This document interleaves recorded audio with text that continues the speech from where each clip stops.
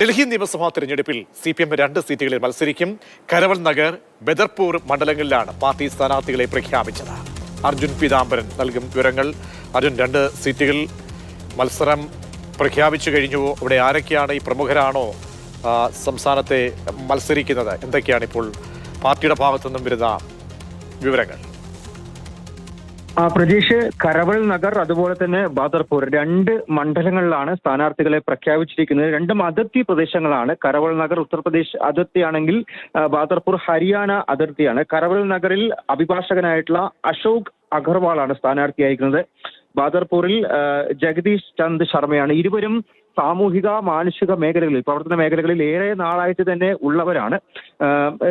ഡൽഹിയെ സംബന്ധിച്ച് ഇവിടെ ഒരു സഖ്യമില്ല. CPM-ന് 2 സീറ്റാണ് ആകെ മത്സരിക്കുന്നത്. അവിടെ BJP-യുമായിട്ടും അതുപോലെ തന്നെ ആം ആദ്മി പാർട്ടിയുമായിട്ടും നേരിട്ടുള്ളൊരു പോരാട്ടം എന്നുള്ള കാര്യമാണ് പാർട്ടി വ്യക്തമാക്കിയിരിക്കുന്നത്.